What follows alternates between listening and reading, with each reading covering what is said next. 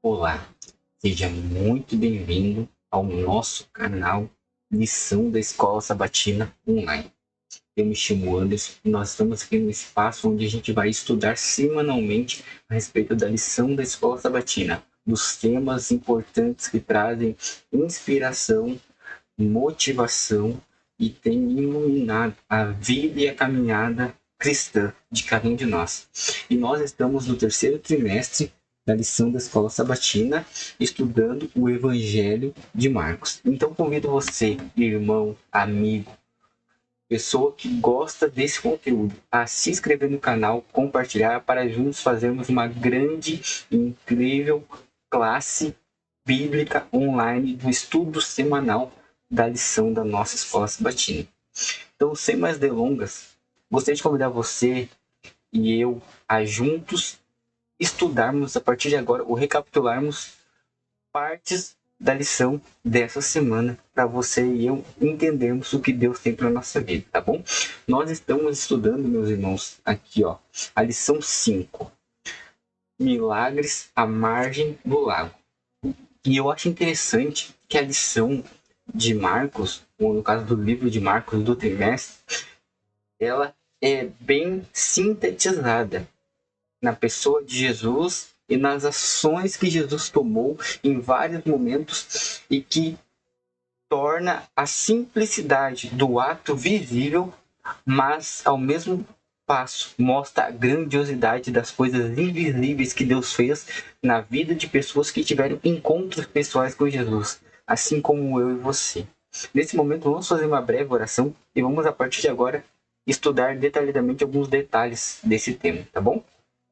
Senhor Deus, abençoa o estudo dessa lição, que juntos possamos crescer, tirar lições proveitosas e entendermos os exemplos, as mensagens e a tua orientação para a nossa vida, por Jesus. Amém.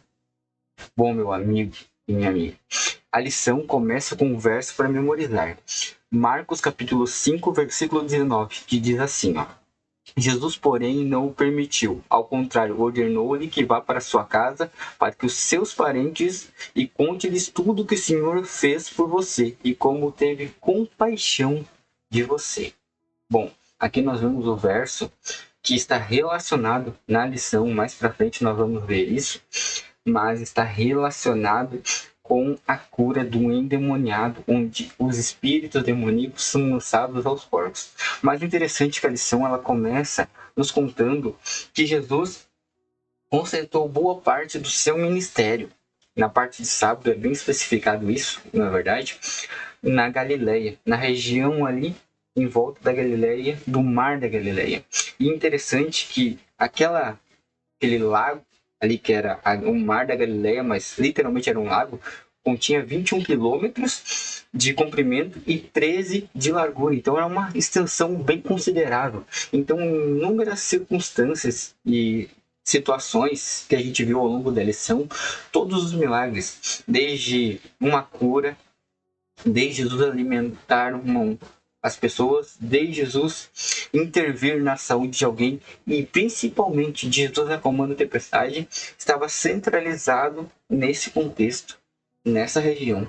E o interessante é que a lição ela dá ênfase principalmente que em decorrência das adversidades, Jesus é o único que pode trazer calma, alívio, tranquilidade e resposta. Quantas vezes você não buscamos exatamente isso? A nossa vida está uma tempestade. Nós estamos nos afogando. Nós estamos com a água no pescoço e não sabemos como sair de tais situações. Oramos incessantemente e o Senhor vem e nos responde. Então, aí começamos a entender que a lição ela vai nos direcionando. Na parte de domingo ali, ela fala acalmando a tempestade. Ali conta que depois do período em que Jesus estava ensinando e ministrando e literalmente ensinando a respeito do reino de Deus, sobre a palavra que Deus tinha, principalmente a mensagem que ele queria trazer para aquele povo, aqueles seguidores precisavam ouvir, agora ele se retira e vai para o barco. Cansado, deita e dorme e descansa. Mas vem a tempestade e os discípulos ficam com medo. Imediatamente Jesus acorda e ele ordena que a tempestade se acalme. e a tempestade cessa. É interessante aqui que a lição ela aponta duas coisas interessantes.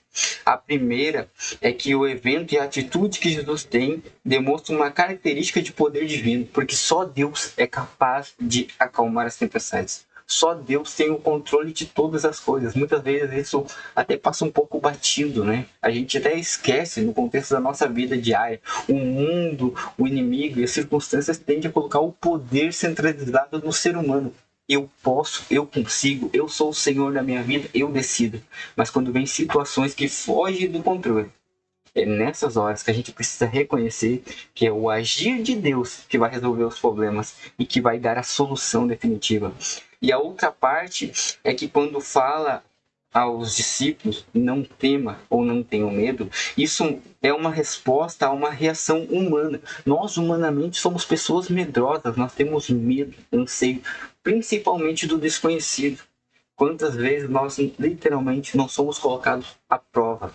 A nossa vida, a nossa natureza, a nossa espiritualidade, a nossa fé. E a gente teme, a gente às vezes, literalmente, congela e trava.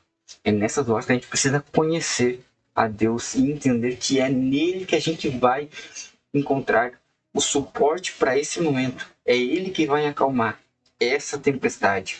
E a palavra que Deus, no caso Jesus, fala aos discípulos é: não temam.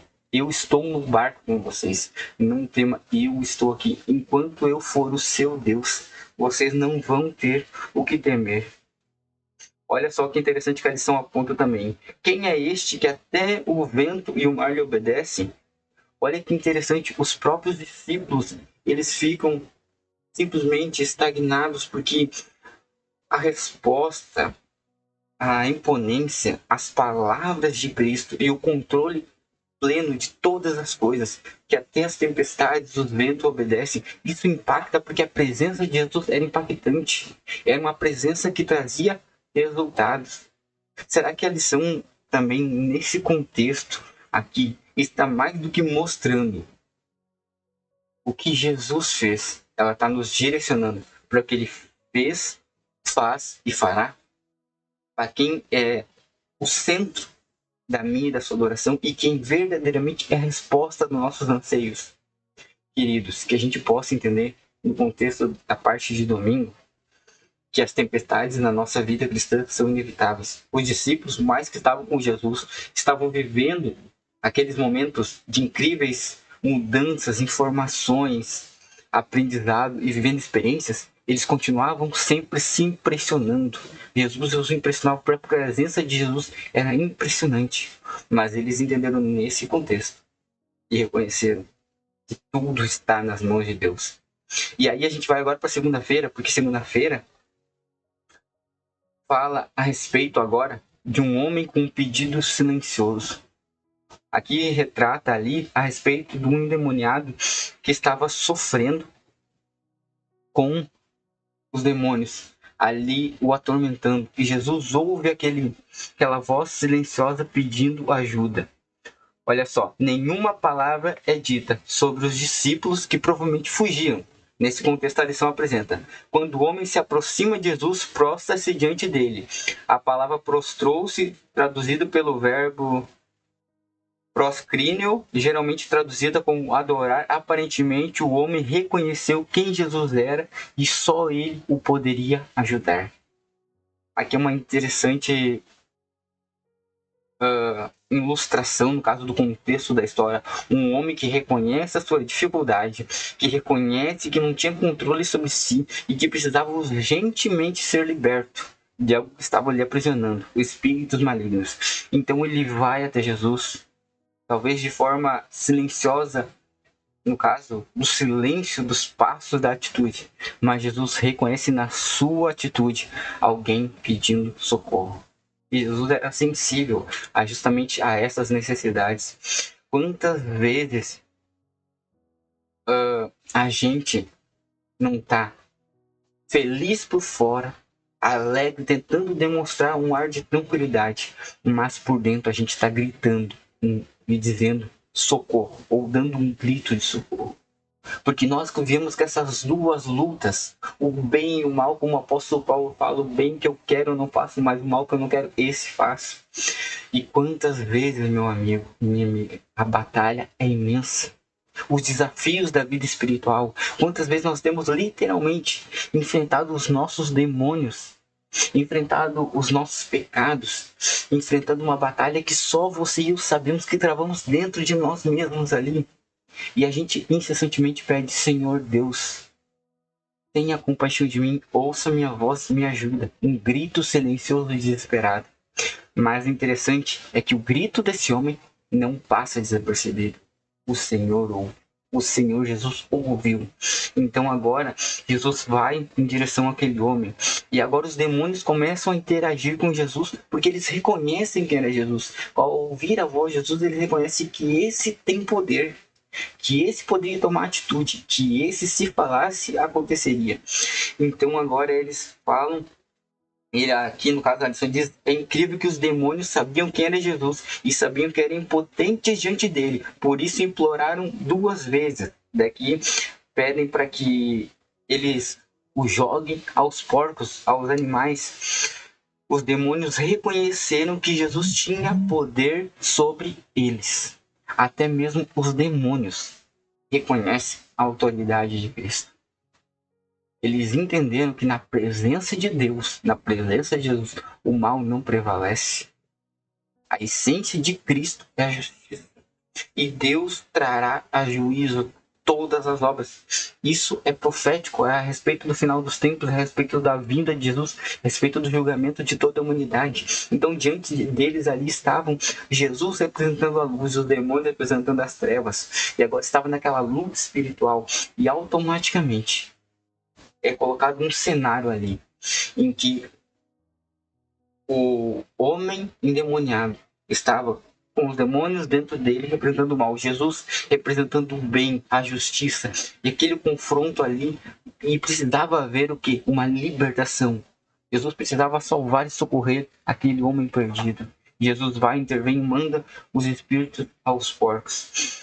E esses demônios saem desse homem, e agora Jesus depois conversa com ele, que é a respeito do verso, dá lição para memorizar e pede para que ele vá discretamente à sua casa, fale com seus, explique tudo e diga que agora ele está livre, que ele foi resgatado, que o bem venceu o mal e que o Senhor que acalma as tempestades, que o Senhor que cura o coxo e o cego, o Senhor que alimenta o faminto, é o Senhor que liberta o escravizado do pecado, do mal, dos demônios, das garras do inimigo.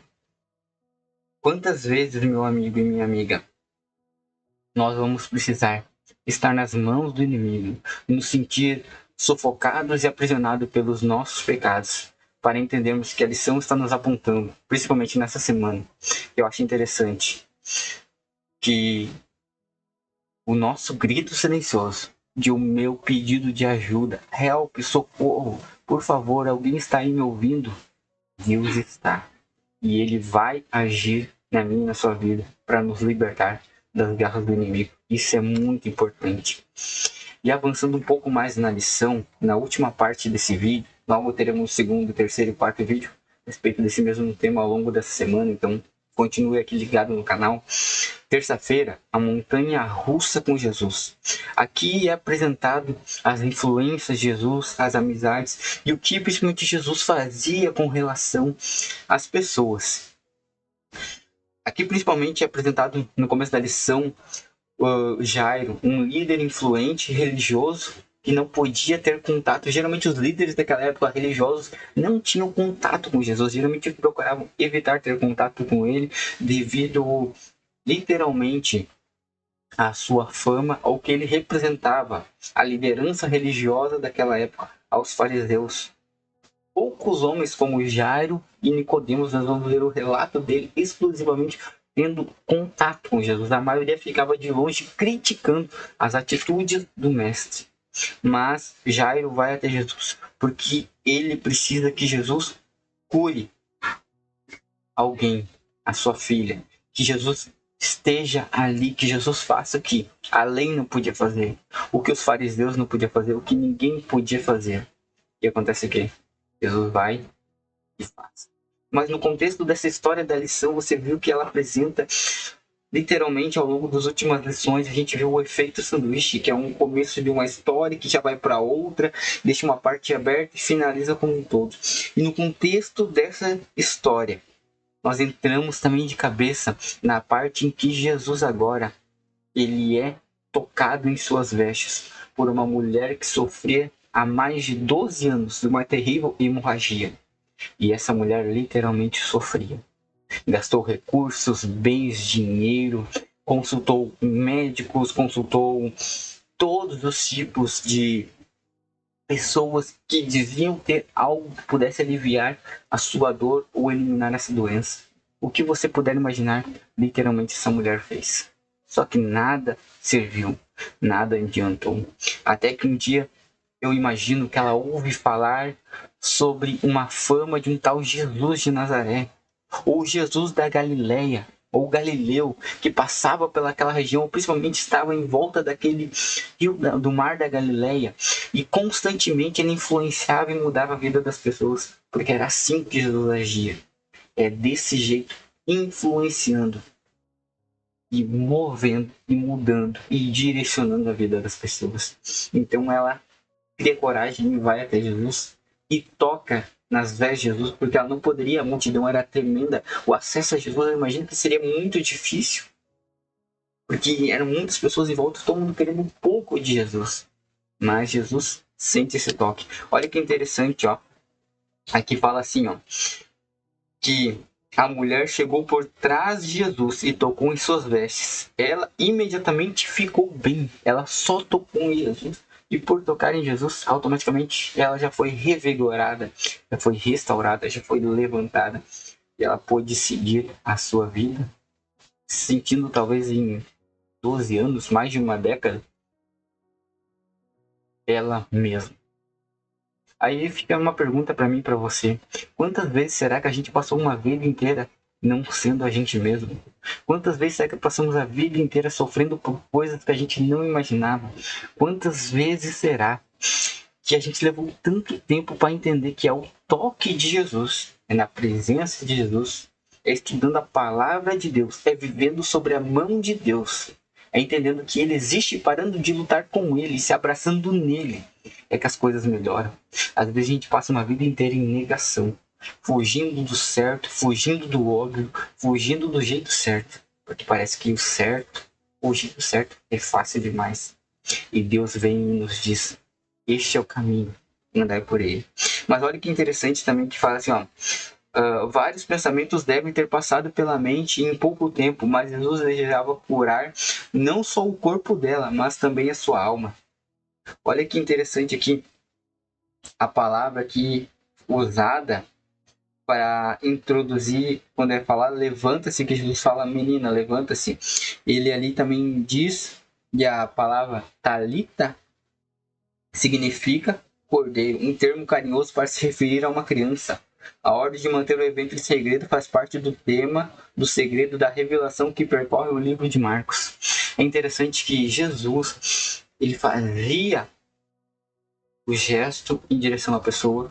Ele não olhava só o objetivo no sentido da pessoa ou do indivíduo. Porque eu acho interessante que a mulher foi porque ela tinha um mal que ela sofria. E ela carregava esse fardo, essa dor, essa doença por tanto tempo que ela não conseguia mais diferenciar se era só externa ou interna.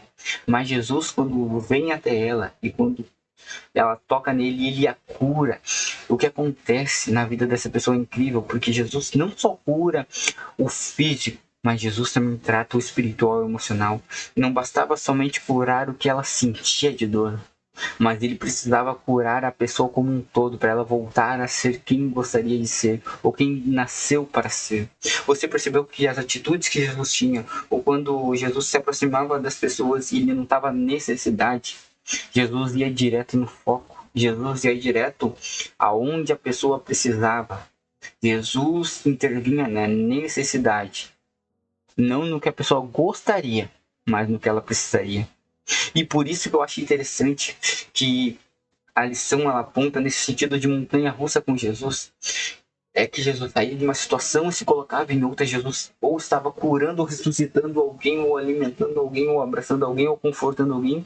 E estava também, de uma forma ou de outra, amenizando a dor física, mental e espiritual. Às vezes Jesus era um mestre, às vezes Jesus era só um amigo, às vezes Jesus era um familiar, às vezes Jesus se representava na figura de Deus, mas às vezes ele era Emmanuel, Deus conosco, um irmão, um amigo, um querido, um próximo, alguém que tinha empatia, se compadecia dos seus. Sabe, eu imagino que o sentido da lição também nos mostra no sentido do lago, sentido da onde Jesus andava, da região onde Jesus ministrava e trabalhou ao longo do seu ministério de 3 anos e meio, que Jesus ele seguia o caminho não das pegadas, não das estradas, não dos locais onde seria mais fácil o acesso para poder falar, onde seria o melhor lugar para ser ouvido, mas ele seguia uma trajetória de caminho onde ele podia aliviar, curar, salvar e restaurar pessoas sofredoras que se colocassem em direção a ele. Parece que Jesus não escolhia o caminho mais fácil, o caminho que levava aonde ele gostaria de estar, mas ele ia no caminho onde ele precisava estar, e no caminho que ele seguia era o caminho que ele encontrava sempre pessoas que naquela direção, naquele momento, a única coisa que bastava, a única coisa que elas precisavam, mesmo sem saber, era se encontrar com Jesus. E você percebeu que quando esse encontro acontece, as vidas são transformadas? Meu amigo, minha amiga, que Deus possa nos abençoar. Essa é só uma parte da lição. Temos ainda a quarta, quinta e sexta-feira. Tem muita coisa para ser falada.